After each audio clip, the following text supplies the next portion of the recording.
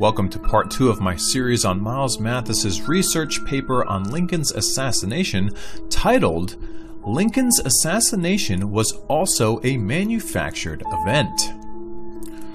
Let's go right back from where we left off in the last video. A reader who has followed me up to this point will naturally ask, why would they wish to fake Lincoln's death? If they didn't want him as president, why not just convince him not to run? If they wanted Andrew Johnson to be president, why not just run Johnson instead of Lincoln? Because they knew Lincoln could win and Johnson couldn't. They wanted Johnson as president, but they knew he couldn't win on his own. Johnson was a terrible speaker and wasn't much known outside of Tennessee. The only way to get Johnson into the White House was via Lincoln, and they knew that. So they had to run Lincoln in 1864, despite the fact that everyone inside knew he was dying. We actually have confirmation of that, straight from mainstream sources. When Grant's 1864 spring campaigns turned into bloody stalemates and Union casualties mounted, the lack of military success wore heavily on the president's re-election prospects, and many Republicans across the country feared that Lincoln would be defeated. Sharing this fear, Lincoln wrote and signed a pledge that, if he should lose the election, he would still defeat the Confederacy before turning over the White House. This morning, as for some days past, it seems exceedingly probable that this administration will not be re-elected. Then it will be my duty to so cooperate with the president-elect as to save the Union between the election and the inauguration, as he will have secured his election on such ground that he cannot possibly save it afterward. Lincoln did not show the pledge to his cabinet, but asked them to sign the sealed envelope. Historians have always found that to be very curious, even beyond the signing of a sealed envelope. It looks very much like an early continuance of government plan, like they have now for emergencies. It is basically a pledge to ignore the Constitution and all laws. And who is Lincoln supposed to be making this pledge to? Himself? Since it was sealed, it was not a pledge to the people or to Congress. We must assume it was a pledge to his overseers, the plutocrats who were actually running the country. Notice that Lincoln says he is pledging to cooperate with the president-elect when he is pledging to do just the opposite. A sitting president doesn't have to pledge to cooperate with the president-elect, since he is expected and required to do that anyway. A pledge in that case would be meaningless. Remember, if the Democrat McClellan had been elected instead of Lincoln in 1864, it would have indicated the voters no longer supported the war. The incoming Democrat and the Congress could then have a mandate from the people to end the war, including making a settlement with the Confederacy. The president would no longer have support to defeat the Confederacy, but Lincoln is pledging to ignore all of that, ignore the will of the voters, and continue the war against the mandate of the incoming president-elect. That is not cooperation, that is opposition. It is also completely illegal, which is why the envelope was sealed. Lincoln even admits that in his quote above. He says, quote, as he will have secured his election on such ground that he cannot possibly save it afterward, end quote. Of course, that just means that in being elected, the Democrat would have no reason to save the Union. If the voters had wished to save the Union, they would have voted for Lincoln, right? Obviously, Lincoln is pledging to ignore the will of the voters, ignore the Constitution, and continue pursuing the war up to the inauguration in March of 1865, and probably after. Given the wording of this pledge, we would not expect Lincoln to have transferred the presidency in March. If he was willing and capable of ignoring the law, the people, and the Constitution during the interim, why would he not continue to ignore them afterward? As it turns out, the pledge was moot, since Lincoln and Johnson won the election of 1864. But that election was very strange, just like the rest of this.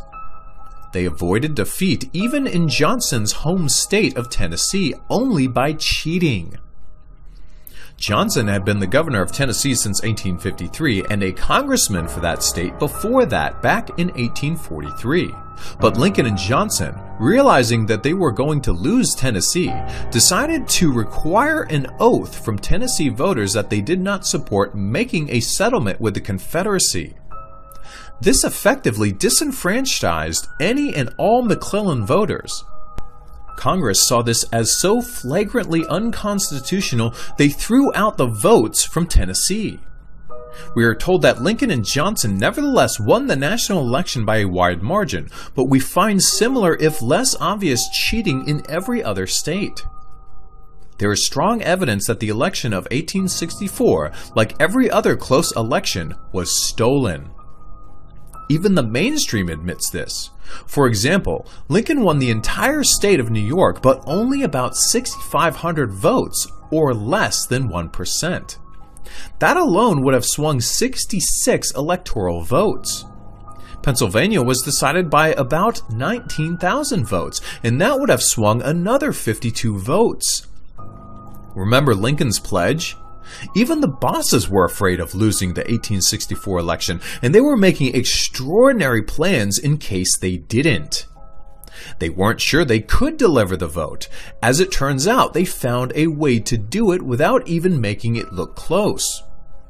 One way they did that was by allowing Confederate or border states to vote if they were sure to go to Lincoln, but not allowing any Confederate states to vote if they were likely to go to McClellan. Voters in many other states than Tennessee were disenfranchised by local voting laws that either required them to support the Union or otherwise guarantee their votes. Ask yourself why all the brown states there weren't allowed to vote. It was because they wouldn't agree beforehand to vote for Lincoln. So although Wikipedia admits that several states were won by less than 5%, the margin of stealing was actually well beyond that, given the tricks of the time. Even Indiana and Lincoln's home state of Illinois were close. Lincoln won Illinois by only 30,000 votes. Given that Illinois has had one of the most corrupt political machines since the beginning, you can be sure that they were finding a way to keep McClellan's voters from the polls. But could they push the vote by more than 8 percentage points? Of course! They pushed the vote more than that in Tennessee and Louisiana, which is why Congress refused to recognize the results there. You might say, even if that is true, what does it have to do with Lincoln being mortally ill? They are linked because they are all an indication that extraordinary things were going on at the same time, all having to do with continuance of the preferred government. We see that those running the country behind the scenes had to win the election of 1864 in order to finish off the war they had started. That is a really good point. Just a quick side note here. They can't afford to lose this election because when you come to the negotiating table at the end of a huge war, the person dictating those terms is gonna be whoever's elected in 1864. So anybody who says that there's no reason for conspiracy here should think about this. Just think about that. You're gonna be negotiating you're winning. You won the war and you get to negotiate. So who's gonna sit at the table? The only way they could hope to do that was with Lincoln. No Union candidate but Lincoln could win even with the amount of cheating they planned to do. Neither Johnson nor any other Union candidate could have won, even with all the cheating in the world, and it would have been a disaster for those running the country if the Democrat McClellan had won. Therefore, Lincoln had to be convinced to run even though he was too sick to serve another term. He probably said something like, "Look, friends, I would love to oblige you, but there's no way I can handle the responsibilities of president for another term. It just isn't possible. I need to retire and either nurse myself back to health or die in comfort. I think I have at least earned that privilege." His friends, realizing that they had to run Lincoln or perish, then came up with a brilliant plan. "See here, Abe," they replied. "We understand your point, but we only need you for the election. We don't need you for the rest of the term. Just give your inaugural address and then we will let you go." Lincoln then looked at them mystified and said, "How are you going to do that?" "We'll fake your death. Just tell everyone you died. We will then secretly move you back to Illinois or wherever you want to go, and it will be over. You just have to agree to stay on your farm and not show yourself in public." "I guess we can do that." "Of course we can. It has been done before. We fake deaths all the time. It isn't nearly as hard as you think. We control the press and the police and can easily squash any rumors." Within a week of the inaugural address, Lincoln had probably already gone back to his farm, but they didn't tell him how they planned to fake it. My guess is he thought that they would just put a death notice in the paper and a fake funeral. Oh, could you imagine that? Abraham Lincoln chilling out on his ranch, and then he reads in the newspaper that he just got shot in the head. Oh, man. Instead of reading, like, Abraham died of illness or whatever. Instead, they decided to use the event to create a lot of emotion and further the Union cause. They drew up a script that made Lincoln into a hero and a martyr, and that scapegoated some Confederate sympathizer. These guys were masters of propaganda even then, and they knew how to turn a bad situation into a great one. It was brilliant, since Lincoln's assassination is what cemented the Union cause, finalizing an end that was still somewhat in doubt. All the emotion acted to bring the country, or at least the North, back together. After the assassination, there was a period of unity, and those behind the new president used that unity to promote the final points of the war, including the various indignities of Reconstruction. The next question I foresee is this one. Why couldn't Lincoln just retire after the inauguration in 1865? That would have achieved the same thing, right? No. The vice president becomes president if the president dies, or resigns, that is true. But according to Article 2, Section 1, Clause 6 of the Constitution, there is confusion on this point. This is why the 25th Amendment was later added to the Constitution. According to the wording of Article 1, if a president declares an inability to serve based on ill health, the vice president only becomes acting president until the disability be removed or a president shall be elected. In other words, it is likely that the clause would have been read that Congress should wait until Lincoln got better or died. But it was probably feared that if Lincoln retired due to ill health, one of two things might happen that no one wished to happen. Either the government would be considerably weakened in a time it could ill afford it to be weakened due to the lack of authority of an acting president, or the Congress, seeing this predicament as a sign of weakness in the executive, might either impeach both president and acting president as ineffectual, appointing a new president under the terms of Clause 6, or call for a special election. None of these possibilities could be countenanced in 1865. In late 1864, the future of the war was still very much in doubt, and so they could not risk that Lincoln might retire due to illness in 1865. They had to convince him to run, since it was their only chance of winning the election, but they could not let him serve. As you can see, there is only one solution to this problem: fake his death. You will say, there are two solutions: fake his death or kill him. But since it was much easier to fake his death and much less risky, there is no reason to kill him, and many strong reasons not to.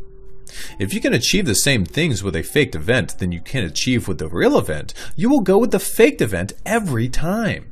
That is precisely why we have seen so many faked events in recent history. This is especially true with a murder. If they had actually assassinated Lincoln, they would have risked being caught. The penalties would have been extreme. But it has always been very hard to prosecute someone for a fake murder.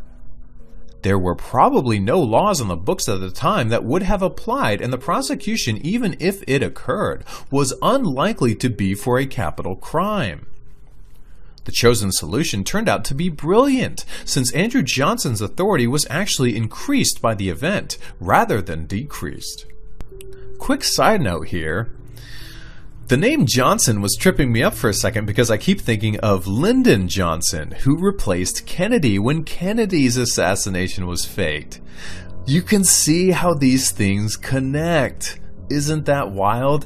Wouldn't it be crazy if Johnson was selected just as a tip of the hat to when they did this with Lincoln? Oh, that would be crazy. Because Johnson didn't run after... Oh, man. It's crazy. People should look into this stuff. It's pretty interesting. If Lincoln had retired due to ill health and Johnson had been elevated to acting president, his authority would have suffered from the confusion. But due to the apparent assassination of Lincoln, Johnson benefited from all the emotion created by the event. We see this in the history of the time, where Johnson's popularity was very high at first, but faded quickly. Very few suspected Johnson or anyone else of foul play, with the majority rallying behind their new president in a time of crisis. We saw that with George W. Bush. It's the same thing. Big crisis. 9/11 happened 9 months into his presidency. Oh man, it's all coming together. This is exactly what was planned, and for a short time it worked marvelously. It worked long enough to finish off the war, preventing a settlement or concessions to the South, which was job one. You might say, but if that is true, why not admit it now? Why is the government perpetrating the lie? Wouldn't people be relieved by the truth? Isn't a fake death better than a real assassination at this distance in time? You would think so, but you can see that it would be very hard for the government to admit to a lie of this magnitude. They would have to admit that all the history books were faked for 150 years, and this would incriminate all those who faked the history, including Walt Whitman and many thousands of other famous people. It would also put into question all the other events of history. The lie is so big, so old, and so far-ranging that those in power feel they have no choice but to continue it. It is thought that the entire myth of the United States relies on it. I would suggest that the myth of the US is already dead. Everyone knows recent history is a lie, either consciously or subconsciously, and that is why we are in the state we are in. The only way to rebuild confidence in the government and in life in general is to come clean and start over. These lies have fed on one another, growing and multiplying, and they have ended up causing the collapse of the entire society through a general corruption and rot. So although those in charge think they have no choice and that they are protecting society from collapse by continuing the lie, just the opposite is true.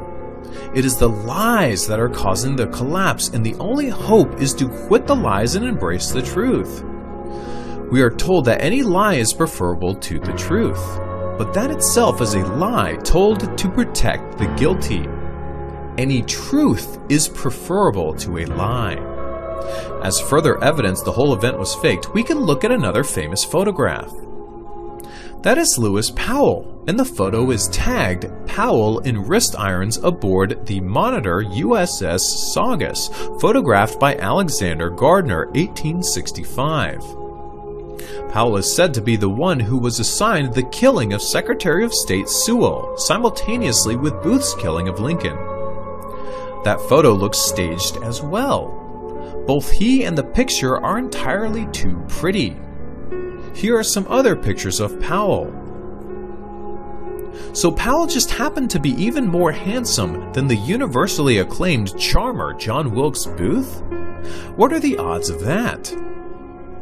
Actually, in these manufactured events, it is par for the course. They are hiring actors, and of course actors are known for their looks. Here are two pictures of Booth.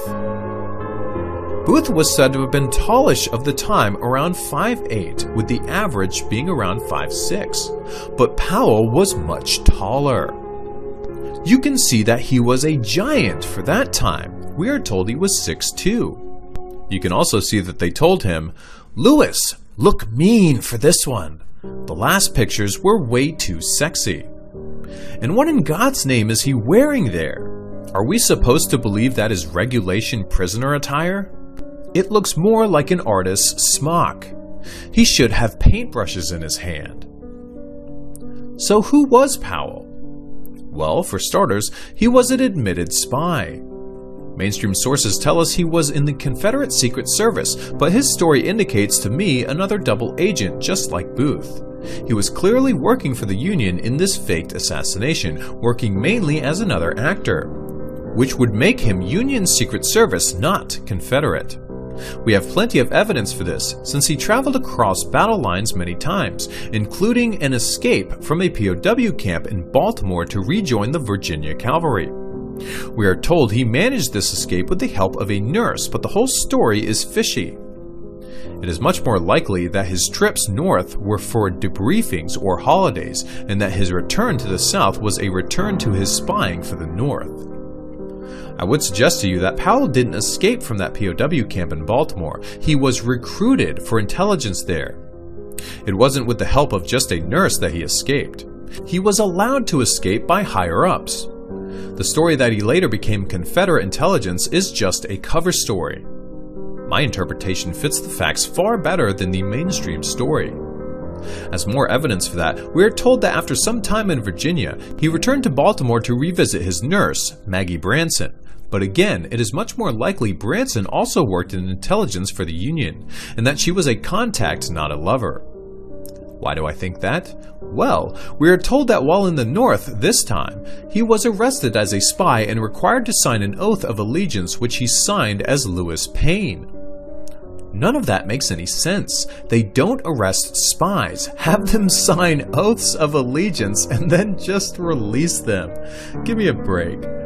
Normally, they execute or jail them. Exactly. That's exactly what they do to spies. They kill them after they torture them. If he was simply released, we must assume it was because he was a double agent, working for the North while appearing to work for the South.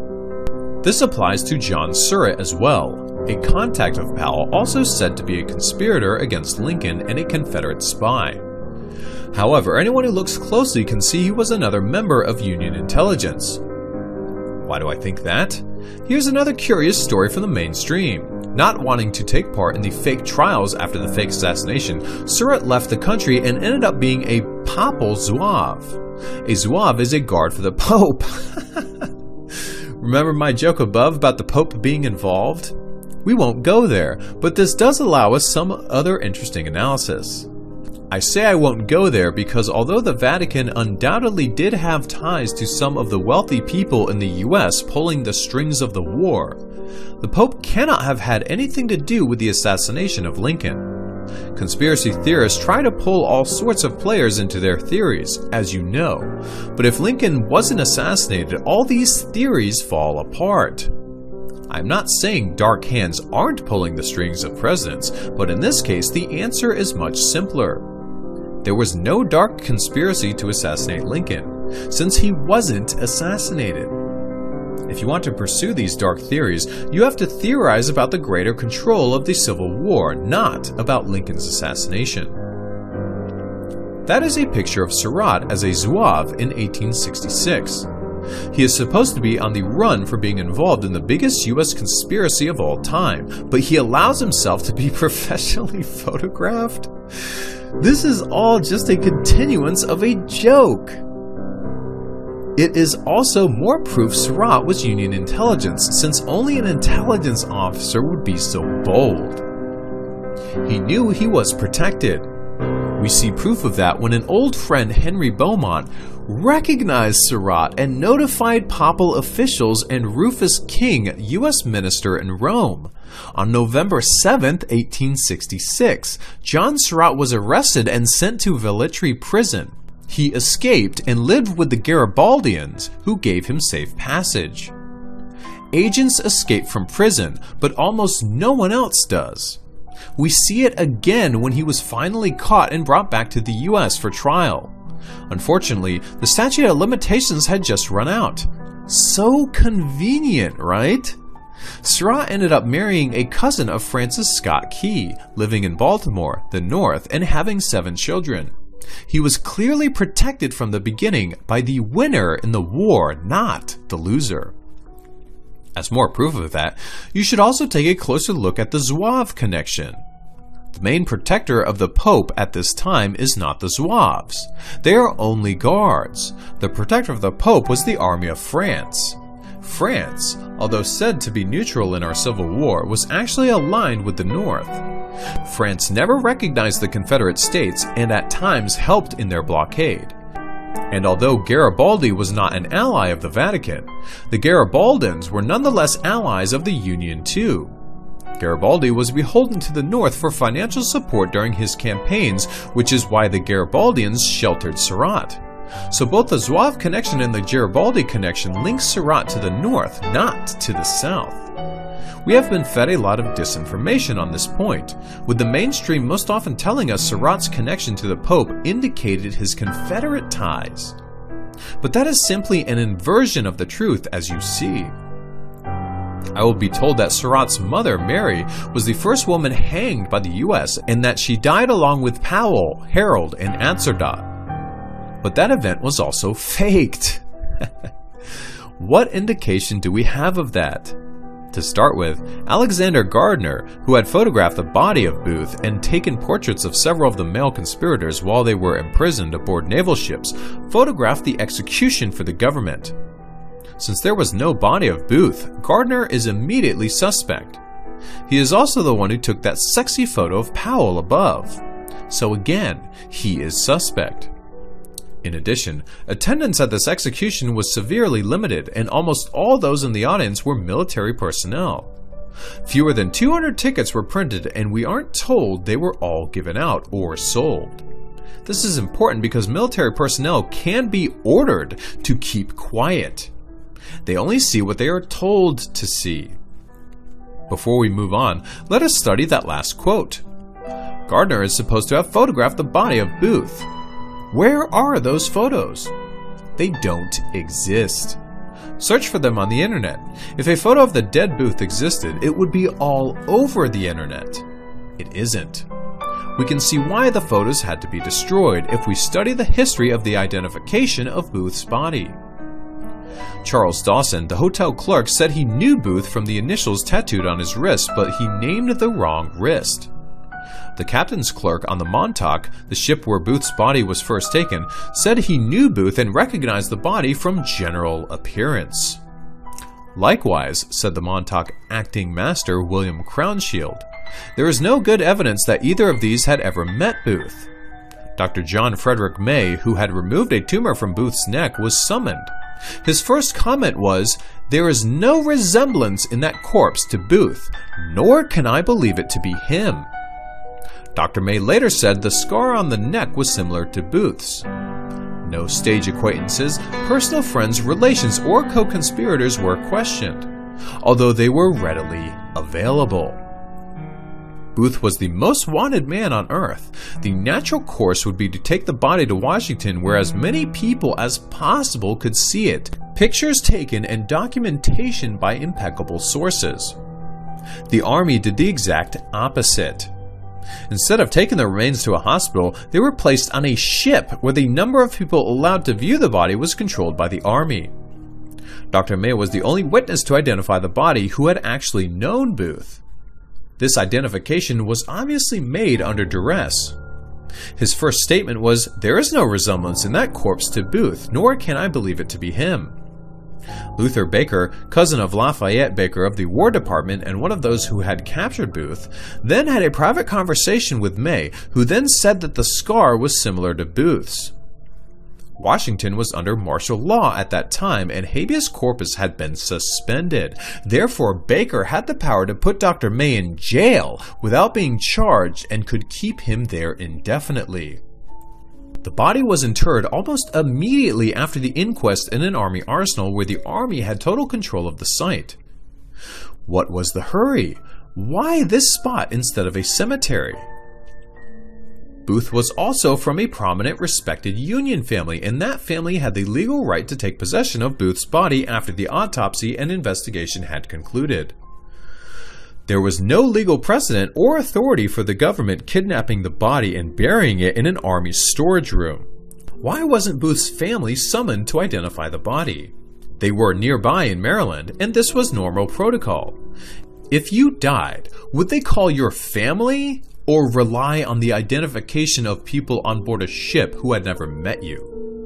Would they call your parents or call a doctor who met you once, years earlier? I would say it is fairly obvious this corpse wasn't Booth. If you have the right corpse, you don't need to create all this ridiculous fiction. We also have a negative ID on Booth's body from Wilson D. Kenzie, 16th New York Cavalry, who was present at the Garrett barn, also by his partner Joseph Zegan. Both later signed affidavits that the body was not that of Booth. Likewise, Andrew and Luther Potter, National Detective Police agents who were also on the trail of Booth in 1865, they tell that they were ordered not to continue to pursue Booth, although they had a negative ID on the body. But back to these others who were said to be buried with Booth at the arsenal. As you see in the above photo, the condemned were hooded so they couldn't be identified. Also curious is that Mary Surratt's noose was put in place by a Secret Service officer. Why would the Secret Service need to be involved in this execution? Even more curious is that the white hoods were not removed when the bodies were cut down and put into coffins. That is completely contrary to policy, since the hoods are for the prisoners, not for the audience. It keeps them calmer and aids in the execution. Once the prisoners are dead, the hoods should be removed, and then the coffins were buried against the prison wall in shallow graves just a few feet from the gallows. What? Do you think that is standard procedure? Well, it gets weirder. In 1867, the War Department decided to tear down the portion of the Washington Arsenal where the bodies of Surratt and the other executed conspirators lay. On October 1st, 1867, the coffins were disinterred and reburied in warehouse number 1 at the arsenal, with a wooden marker placed at the head of each burial vault. John Wilkes Booth's body lay alongside them. The arsenal was an army post, not a burial ground. You can't just bury bodies anywhere you like, and that was as true in 1865 as now. In fact, there was a hospital on the grounds. You don't bury bodies just a few yards from a hospital for health reasons. These hanged people also have families, and those families would have had a right to take possession of the bodies. Just because you are found guilty of a murder doesn't mean the government is allowed to kidnap your corpse and bury it anywhere it likes. All these people are known to have had families, but even if they hadn't, a hanged criminal would have been taken to a city morgue and then to a city plot. In no case would a criminal be buried just a few feet from the scaffolding on army grounds. They admit this was right in the arsenal courtyard. That would be like burying 4 criminals in the quad at your school and then just building a little fence around it. Study the second frame. Look how close they are to the main building. Does that look like a good place to bury 4 murderers? Speaking of burials, what about the burial of Lincoln? The first strange thing we read is that when Lincoln's body was returned to Illinois, Mrs. Lincoln didn't travel with it because she was still too distraught. Instead, she returned to Illinois about a month later. This means that Lincoln's own wife missed his funeral and burial, a funeral still called the greatest funeral in the history of the U.S. And remember, while she was packing at the White House, her guard was John Frederick Barker, the drunken policeman who left the theater to go next door to the tavern. This is insane if you believe this actually happened. Do you honestly find any of that believable? Recent widows are always distraught, but they always manage to attend the funeral and burial unless they have been seriously injured themselves. Mary Todd Lincoln was known to be a tough cookie. The only reason I can imagine why she wouldn't attend her husband is if her husband weren't there to attend. She knew this funeral and burial was fake, so why bother attending? She had better things to do in packing up the White House since Abe couldn't show up himself to help her. We are told that hundreds of thousands of mourners viewed the funeral as it processed across the country in late April, but all they viewed was the coffin. They didn't view the corpse directly since they weren't allowed to pass close enough to see it. So, as with these other manufactured events, you have thousands of witnesses to nothing. They think they see, but they do not see. The same problem comes up if we look more closely at Lincoln's medical attendants right after the shooting. Did they take Lincoln to a hospital? No. Curiously, they just moved him across the street to a private home. He was attended by a young army surgeon who happened to be in the audience at Ford's Theater. None of that makes any sense. They misdirect you by allowing moles to ask why wasn't he sent to the White House, which was 4 blocks away. That seems like a good question, but the better question it is meant to hide is this one. Why wasn't he taken to a hospital? Washington, D.C. was simply stiff with hospitals. This was only 5 days after the Battle of Appomattox Courthouse in central Virginia. There had been major battles in central and eastern Virginia for many months, and of course the most eastern of those areas are only a few miles from D.C. D.C. is tacked onto the eastern end of Virginia, so all the hospitals in D.C. were still fully functional at that time. Among the most significant of these Civil War hospitals were the Armory Square Hospital, Finley Hospital, and the Campbell Hospital. More than 20,000 injured or ill soldiers received treatment in an array of permanent and temporary hospitals in the capital, including the U.S. Patent Office and, for a time, the Capitol itself. Actually, there were 56 hospitals in D.C. during the Civil War, as you can see by going to this site. Here, they are numbered for you. As you can see, there are 5 within a few blocks of Ford's Theater, including the Patent Office Hospital, 7, the Union Hotel, 19, Caspari's House, 33, and the Presbyterian Church, 38. There were also facilities at City Hall, 39, and the White House grounds, 46. Note that there were medical facilities on the White House grounds just 5 blocks away from the theater. The significant Armory Square Hospital, 20, was also within easy walking distance. We are told the doctors on hand didn't want to subject the president to a bumpy carriage ride. But that is more misdirection, since these facilities were so close the president could have been carried by hand on a stretcher by 2 men. No carriage ride was required. We are told the president was taken across the street to the Petersons' guest house. But since there is no operating facilities there, that is completely illogical.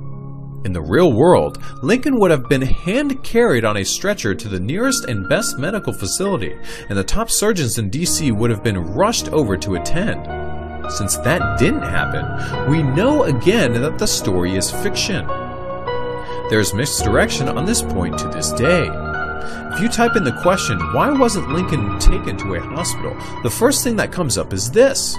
Dr. Blaine Humes tries to tell us that gunshots to the head were 100% fatal in 1865 and still are. That is just an outright lie, since this was a slug from a Derringer. That's a tiny single-shot pistol used mainly as a stowaway weapon. Although it was .44 caliber, it had a very slow bullet speed, and the bullet was also spinning less quickly due to the short barrel. The truth is, a lot of people have survived being shot by Derringers, even headshots. The kill rate was nothing like 100% in 1865 and is even less now. Dr. Humes even admits that a paragraph later, directly contradicting himself. He says, quote, "However, the problem also lies in the different accounts written by the physicians at the autopsy of President Lincoln performed on April 15th at the White House. Unfortunately, depending on which account you read, you'll find that there could have been a different path of the bullet. If you only read 1 or 2 of the reports, in theory, Lincoln could have survived, particularly today with our medical care. But if you read all the others, there's no way he could have survived due to the severity of the injury." End quote. He just said a few sentences earlier that these events were 100% fatal, and now he is saying they aren't. Given the right trajectory, survival is possible. Which takes us to the next problem, the different accounts. How could there be different accounts in an autopsy? There was 1 head, 1 bullet, and 1 path. If we have 2 different accounts, we already have proof that all this is fiction. In a real autopsy, there is one account and only one. Only in fake murders do you find multiple contradictory autopsies.